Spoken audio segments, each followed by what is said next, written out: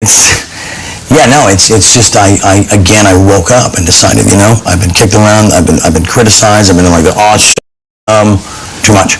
So radio rants have people thinking Charlie Sheen has got to be on drugs again. Sure. Yeah. Yeah, I am on a drug. It's called Charlie Sheen. It's not available because if you try it once, you will die. Your face will melt off, and your children will weep over your exploded body. Too much. So it's just I woke up and decided, I've been kicked around, I've been criticized, I've been like the aw shucks guy with like this bitch in rock star life, and I'm just finally gonna completely embrace it, wrap both arms around it, and love it violently, and defend it violently through violent hatred. Are you on anything right now? Are you on any drugs right now? It seemed a fair question under the circumstances. The slightly hyper demeanor, the non sequiturs. You're dealing with a Vatican assassin. Sorry. What does that mean, you're wondering? Whatever, it's just a joke. People take everything so literally. How about I tell them I'm a high priest, Vatican assassin warlock. I'm Hitler, you know what I'm saying? Come on, man. And what does that mean? I don't know. Where do these words come from, Charlie? All those words that sound cruel together. It comes from my grand wizard master. I don't know, man. Stuff just comes out, and it's entertaining, and it's fun, and it sounds different than all the other garbage people are spewing, When was the last time you used? I do not remember. A week ago, 2 weeks ago, a month 2 days ago? 6 weeks. I don't know. Are you willing to take a drug test? Sure, you got a cup. I ain't nothing to hide. In fact, right after our interview, he took that test and passed. But is it that easy to give up the role he's played for so long? People always compare you, the person, to your character on 2.5 Men. I got $2 grand in my pocket that's itching to turn into $12 and a hangover. If the true story was ever told, of course, it would have to be on cable. All the stories about drugs and porn stars and God knows what else, his show would suffer, but 2.5 Men was the most... But public opinion... to turn into $12 and a hangover. If the true story was ever told, of course, it would have to be on cable. Some of that true story, of course, has been on display on the front page of every tabloid. But public opinion on Sheen still seems high. You might think that too. Almost as high, perhaps, as his own opinion of himself. You have millions of fans. Billions of fans. Billions of fans. Why do you think people love you so much? Because I'm honest, and I think the honesty not only shines through in my work, but also in my personal life. Part of that code is apologizing when you're wrong and just owning it, and not like getting into the quagmire of stupidity behind it, but just looking at what you did, own your part, dismiss it and move forward. Are you apologizing for anything right now? Oh God! Wow, I kind of set that one up nicely, didn't I? Mm-hmm. Yeah, no, I'm really upset about how something was interpreted that I feel terrible about. So I think we should clear the air on that. They've been like suddenly labeling me an anti-Semite. On one of those radio interviews last week, Sheen launched into an attack on 2.5 Men creator Chuck Lorre. There's nothing this side of deplorable that a certain Chaim Levine, yeah, that's Chuck's real name, mistook this rock star for his own selfish exit strategy, bro. He goes by the name Chuck Lorre. His real name is Charles Levine. Right. But you chose to call him Chaim Levine. So you took the Hebrew version, which I think people were wondering, why would he do that?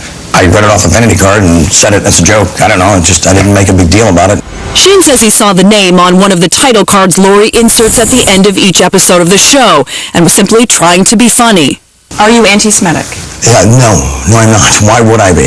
Based on what? No, that's a mindset that I would never entertain. One message you put out there definitely didn't sit well with people, that using crack or cocaine socially is okay as long as you can handle it. So come on. I said, stay away from the crack, which I think is pretty good advice, unless you can manage it socially, Dan. Was that a joke, or were you being serious? You're a smart lady. You tell me. Yeah, it was a joke. Yes, because it's so absurd.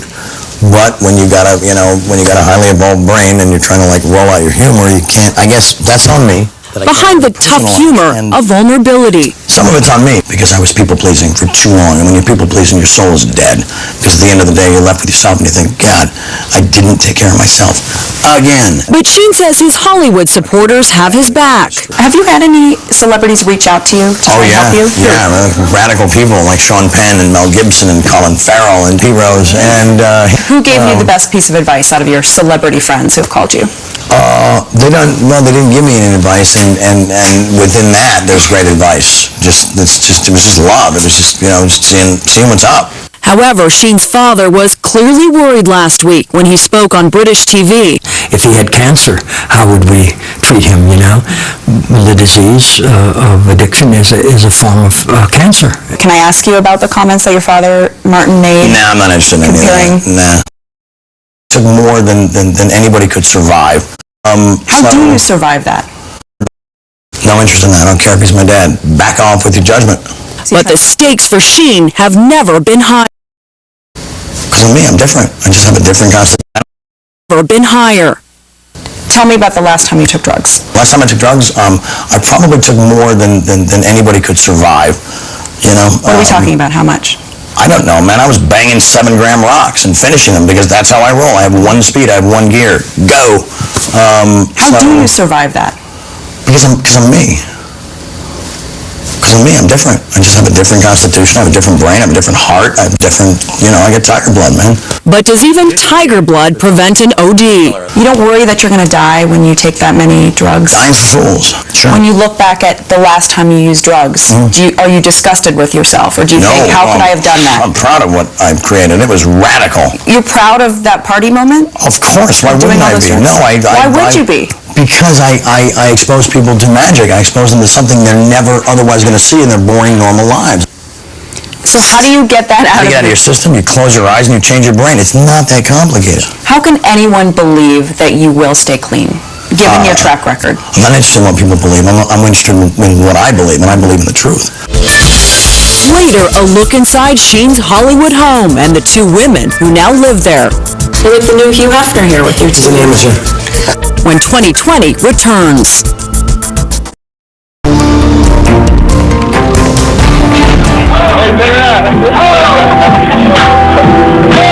It was just over a month ago that Charlie Sheen went on a wild sex and drug binge at his home in Los Angeles. The scene was captured by TMZ.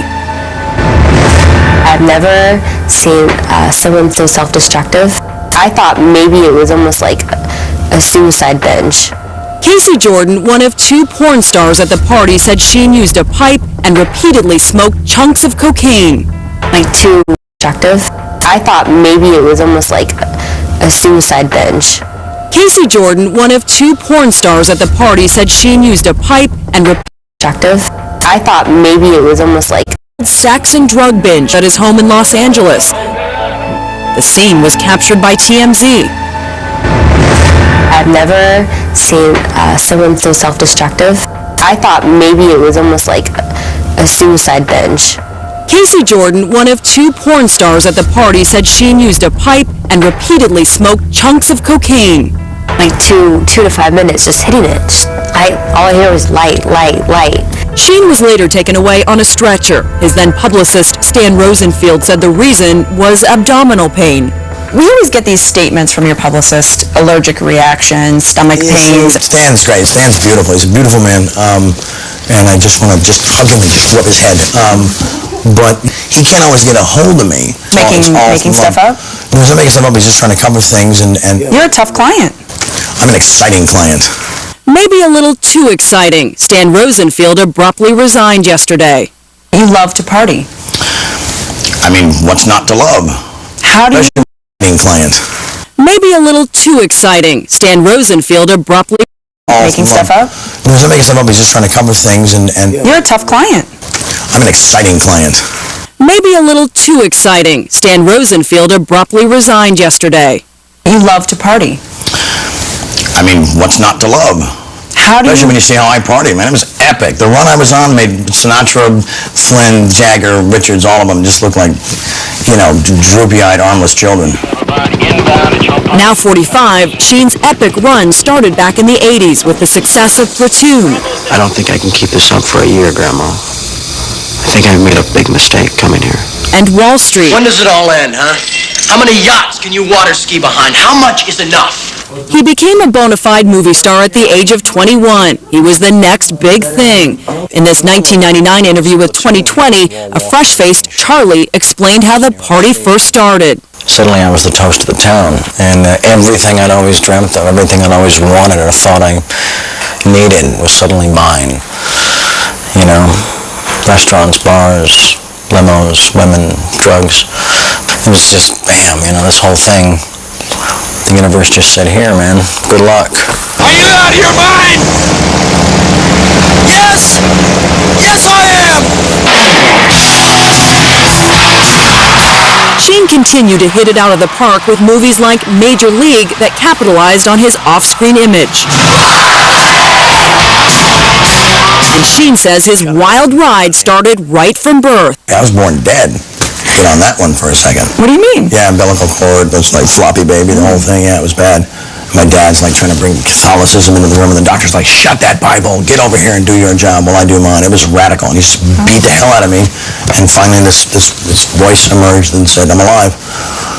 Bring it, you know. And bring it he did. Charlie was a rebel from a young age, smoking